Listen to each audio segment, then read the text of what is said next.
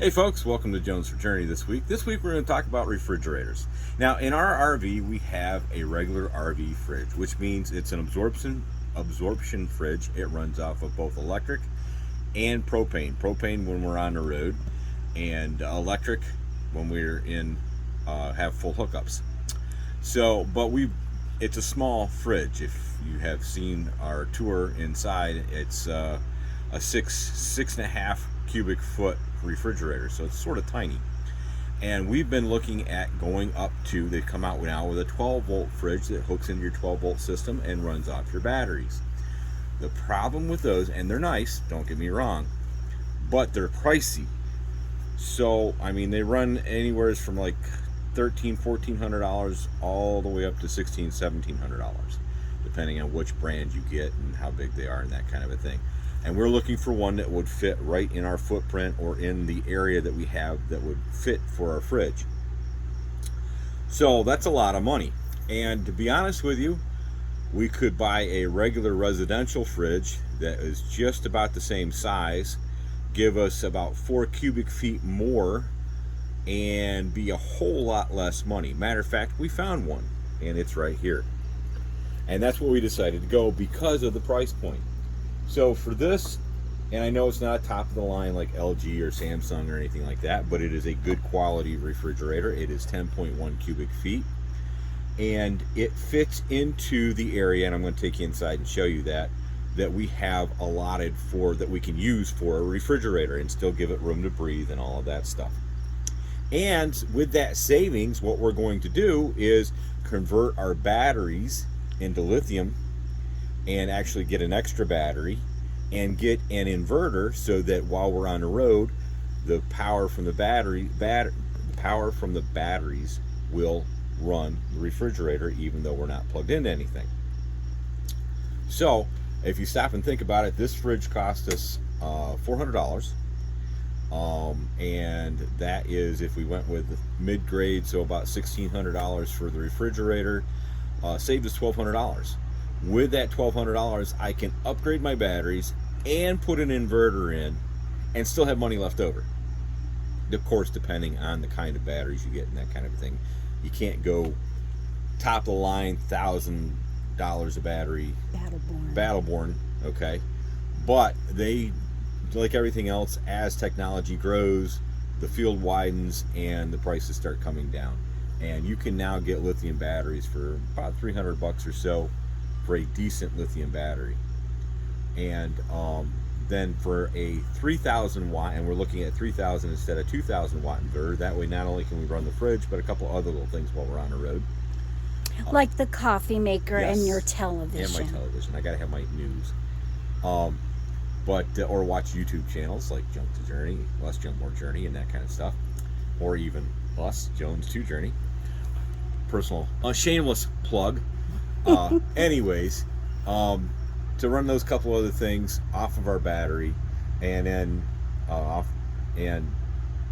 only have to run our generator once in a while because we're not going to do solar just yet. That's on our list, but not just yet because we have an onboard generator that does a great job. So with that savings, batteries, inverter, and a whole lot more space in the refrigerator. Let me show you some of the space. Now realize that we have taken the stuff out of our fridge inside and already put it in here, okay? But look at the space in that fridge. That's the freezer. And that's a shopping bag because he put everything in the freezer in the shopping bag. So it's easier to move. And there's still room in our door. And then the refrigerator. Yeah, with 2 shopping bags, and you haven't even touched the door or the drawers in the bottom. And there's an extra shelf in there, still not used. So if you think I'm excited, Betty is uber excited with the extra space. Yay! So I get to score lots of points. So let's walk through some of the things we have to do for that. Oh, and by the way, added bonus, this refrigerator weighs just over 100 pounds. Our absorption refrigerator weighs almost 200 pounds. I'm going to save almost 100 pounds of weight, about 85, 90 pounds of weight by switching out the refrigerators. Now, not to mention, the weight I'm going to save on changing out from lead acid batteries to lithium batteries. So that'll more than cover the inverter and the extra battery and the extra food in the fridge that we're going to be able to carry. And guess what? That means more tools. I have more room. Yay! No, I'm kidding. No, actually, he's not. I went out and picked up a tool, but that tool is going to help us in some of the modifications we might need to make for the refrigerator and other modifications later on down the road. Anyways, some of the things that you have to remember that are the process of doing this. Okay, first of all, measure, double measure. Make sure it's going to fit in the space that you have allotted for it. Second thing is, like we've already done and we've showed you, we've pulled the food out of the refrigerator in the RV. We've plugged in the refrigerator we're going to put into it. Making sure that it does work. And have put our food into that refrigerator, because obviously we have now shut off the refrigerator inside. In the process of shutting off the refrigerator inside, I have turned off my gas. When you turn off your gas, make sure that you turn on your stove and light a burner to make sure that all the gas is out of the line. Because remember, this is a propane and electric fridge. So then the next thing you're going to have to do is come back with me, and that is disconnect your propane, which you can see I've already done here. Okay? And you're going to want to get a plug for your propane line. Make sure that it is a flared end, if that's what your propane line that it hooks into matches up to. And of course, thread your threads on your plug. Plug your line in, or plug your plug into there. He means with the Teflon tape. Teflon tape, yes. We got specifically for metal, or you can get what we got, which is Blue Monster, which will do, and this is not promotion or anything like that, by the way, but it does both metal and plastic. Correct, PVC and metal. So it's a two for one. Then once that's done, make sure you take a soapy liquid combination, like a little bit of Dawn detergent and water, and spray after you turn on your propane. Spray your end to make sure that you don't have any leaks. Very, very, very important that you do that. And start the burners in your stove to make sure that it's coming through properly. Correct. Make sure you got gas coming through the line. And then once you have established that, spray a little stuff on the end of your line here where you put in the plug, just to make sure you don't have any leaks. You don't want any leaks with propane. You don't mess with it. All right. The next thing you're going to do is to disconnect your 12 volt. Okay. And what that is these two wires right here go into the back of your fridge. You take a little screwdriver and pull them out. And I'll show you that here in just a minute. All right. So we're going to unplug where it plugs in for the shore power. That's done.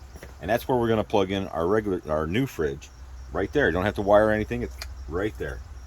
Then we're going to take a flat-headed screwdriver, loosen up the pegs or the holders in here for the 12 volt line.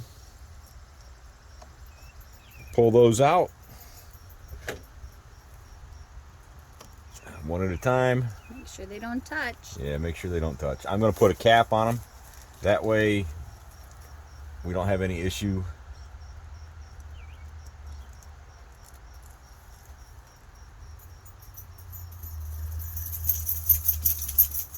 There's one.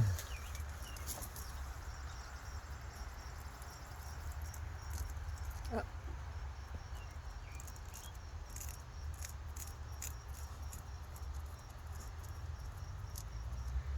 There's two. We're going to pull these out of the way gently so that when we pull the refrigerator out from the inside, they don't get caught up in that. So the back is all unhooked. We're all set to go. Now, some refrigerators do have... Yes. Normally on refrigerators, there's a couple of anchor bolts or anchor screws. There's usually one over here on this frame. See this framework right here, this rail, and another one over here on this rail. But ours did not have that. Normally you would take those out, and that's what holds the refrigerator down back here. So there weren't any there, so we don't have to worry about that this time. And now we're going to go inside and take the bolts or the screws out front that hold it into the front. All right, now we're inside. We're getting ready to take this apart. Got to put on my old man specs because it's close quarters work. So there's a little clip right here and this front top part comes off.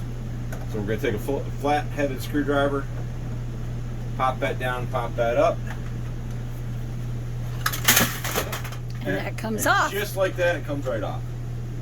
Alrighty. And we're just going to set that right in there for right now. So it's out of the way. I don't want to disconnect this in case somebody else wants to buy the refrigerator and we want to sell it or something.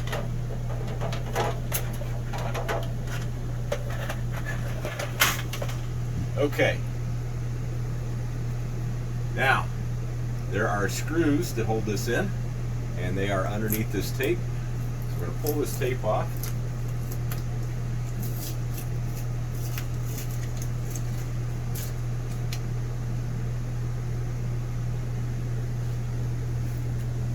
And all this tape is the reflective heating tape to keep the air in. And it looks like it's a Phillips head screwdriver.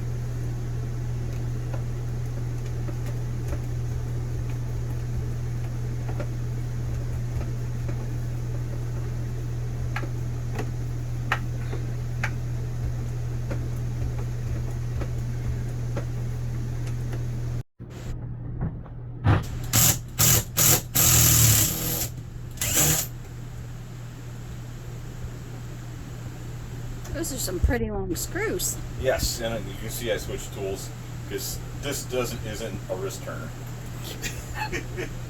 All right, that's the top ones. Now there are also two bottom ones down here. Same thing. And we're gonna pull them out. Get your flat-headed screwdriver. My flat-headed screwdriver goes up here.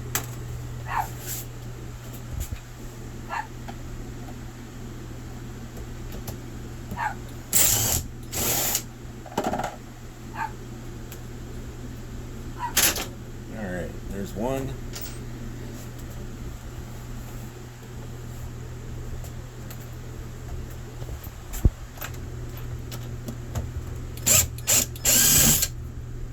And there's two. And with that, you should be free to come out. So this piece pops off. It's a mold piece. So what I started to do is I picked up the bottom with the screwdriver and sort of wedged it out a little bit to give me some wiggle room here. And now I've got some, as you can see, leveling a blocks piece of wood and some leveling blocks to put it on. Because like I said, this puppy is 200 pounds almost. Okay, so it's going to weigh a lot, and there's no way I'm going to be able to lift it myself. So I wanted something to set it on to keep it stable. And I've also put cardboard on the floor so it doesn't, if it tips, doesn't nick the floor and mess up my linoleum.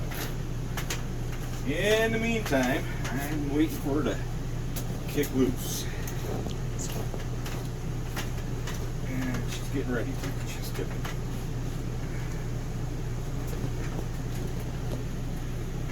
Almost out. Okay.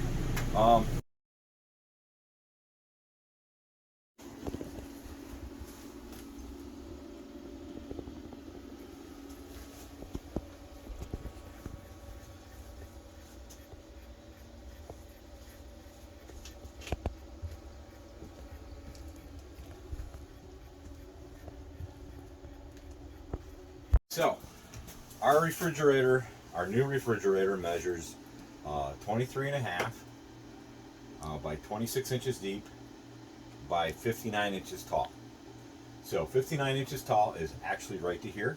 So we're going to be able to take this braced piece off, this little paneling piece off, and that'll get us right to our 59 inches, which is where we need. Now, there is also in the back of this, if you can see this or not, I don't know if you can see the depth or not, there is an angled piece of paneling that starts way up at the top flush and then comes out a little bit. It's angled out a little bit, and that's to help direct the airflow up, I believe. We're going to have to take that piece out so that we have actual 26 inches all the way back. So we're going to take this piece out first, and I'm going to save this piece in case I need it, and then take that back piece out. All right, so with a little bit of help from some neighbors, we got this in. You have to put it in nice and square. Make sure you have some room on the side for it to breathe. What we also did is we put a couple of 1x4s in here as bracing to keep it from shimmying.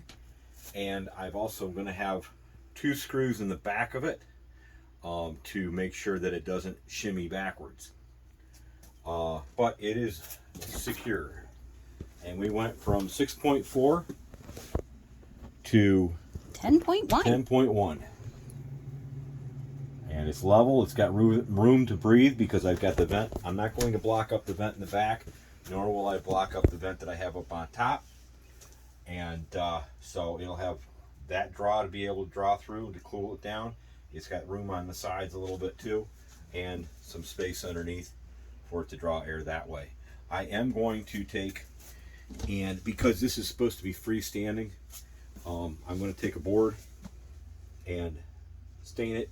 We're going to put it across here and screw it in to prevent the legs from shifting out to act as a brace. So we're going to do that, and a little bit of cosmetic to it, and that's it. But came out pretty easy, or went in pretty easy, I should say.